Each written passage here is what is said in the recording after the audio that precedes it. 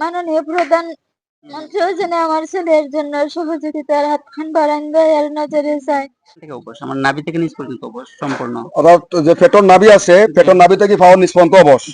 একজন মায়ের চোখের জল, একটি পরিবারের শেষ আশ্রয়, আর ২৫ বছরের এক তরুণের বাঁচার আকুতি। এ হলেন সুনামগঞ্জ সদর উপজেলার মাঝবাড়ি পশ্চিম পাড়ার কলেজ পড়ুয়া জাহিদ হাসান, বাবা জাকির আহমদ। আজ থেকে প্রায় ১২ বছর আগে একটি ভুল চিকিৎসার কারণে জাহিদের নাভি থেকে নিচ পর্যন্ত শরীর অবশ হয়ে যায়। সেই থেকে শুরু হয় এক দীর্ঘ সংগ্রাম। অসংখ্য হাসপাতাল, চিকিৎসক আর চিকিৎসার পেছনে ব্যয় হয়েছে পরিবারের সর্বস্ব। কিন্তু আজও নিজের পায়ে দাঁড়াতে পারেনি জাহিদ। তার জীবনের একমাত্র সঙ্গী এখন একটি হুইল চেয়ার। চিকিৎসকদের মতে উন্নত চিকিৎসার জন্য জাহিদকে ইউরোপের একটি বিশেষায়িত হাসপাতালে নিতে হবে। সেই চিকিৎসার জন্য প্রয়োজন $৬০,০০০ বেশি, যা একটি অসহায় পরিবারের পক্ষে জোগাড় করা প্রায় অসম্ভব। আজ তাই একজন মা বুক ভরা কষ্ট নিয়ে দেশের সকল হৃদয়বান মানুষ, বিত্তবান ব্যক্তি, প্রবাসী ভাইবোন এবং মাননীয় প্রধানমন্ত্রী তারেক রহমানের কাছে আকুল আবেদন জানাচ্ছেন। আমার ছেলেটাকে বাঁচিয়ে দিন। আল্লাহর ওয়াস্তে ওর চিকিৎসার জন্য সাহায্যের হাত বাড়িয়ে দিন।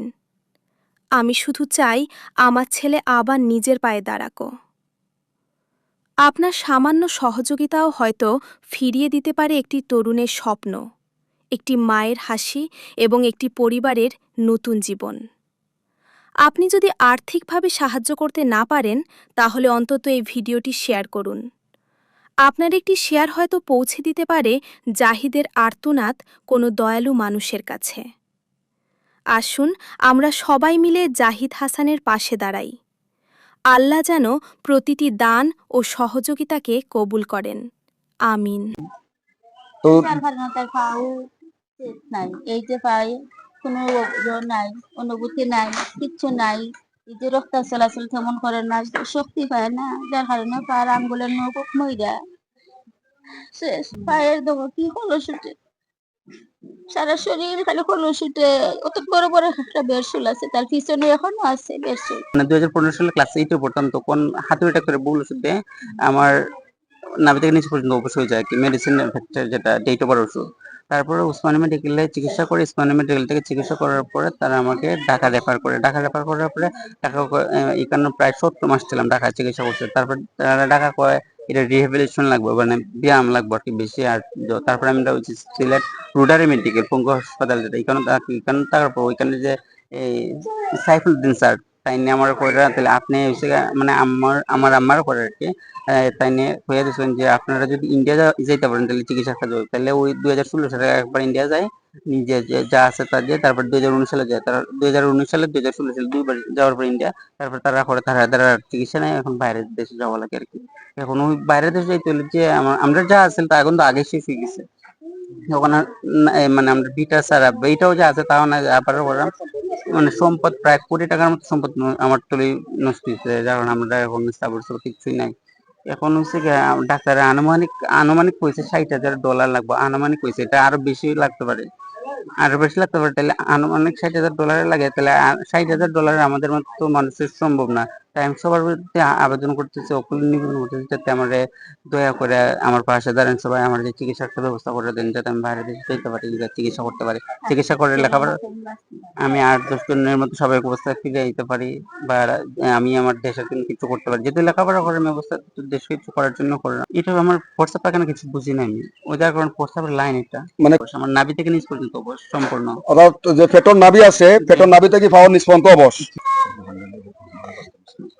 আমি আমি ভাবতাম যে আমার পাশে মানুষ হলে আমার অনেক উপকার হবে। আমার দেশের বাইরে দেশে বিদেশে অনেক ভাই বোনেরা আছে বা মানবিক কাজ করেন, তার প্রতি মানে আমি আটবার জোড়া করে মিনিট করে আমার পাশে দাঁড়ানোর জন্য।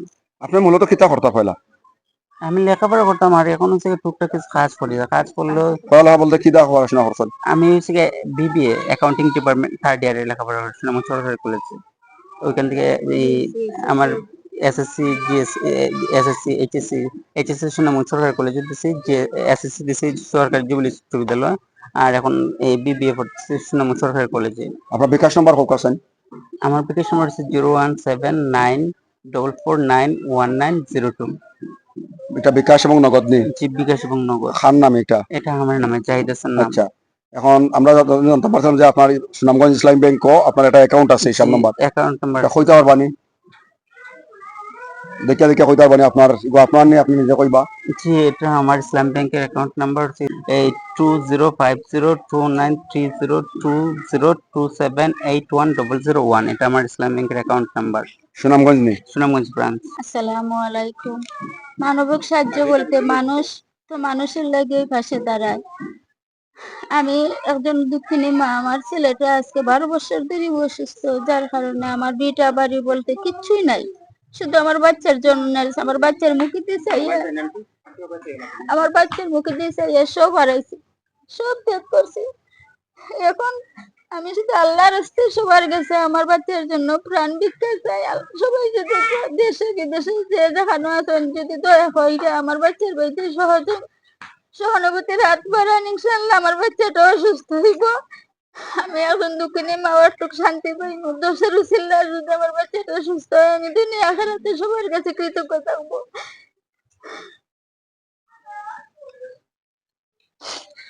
হয় মানবতার হাত বাড়াই দেওয়া। আসলে যারা আছেন দেশ এবং প্রবাস, বিশেষ করে আমরা সিলেটের দ্বিতীয় লন্ডন হইয়া থাকি, আর দ্বিতীয় লন্ডনের মানুষে যদি এই দ্বিতীয় লন্ডনের এজন মানুষ চিকিৎসার ভাবে তিল করিয়া ভাবে চলে যায়, আসলে কতটুকু কষ্ট লাগবো।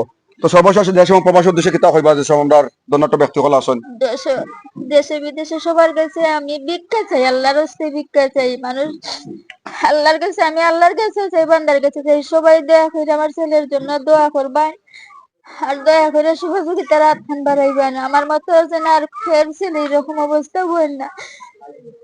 আমি চাই সবার ছেলের আল্লাহ সুস্থ রাখুক। আমি কলেজে যাই, ভার্সিটি যাই, আমার ছেলের মতো ছেলেরা দেখলে আমি ভিজতে বই থেকে চোখের পানি সামলাইতে পারি না।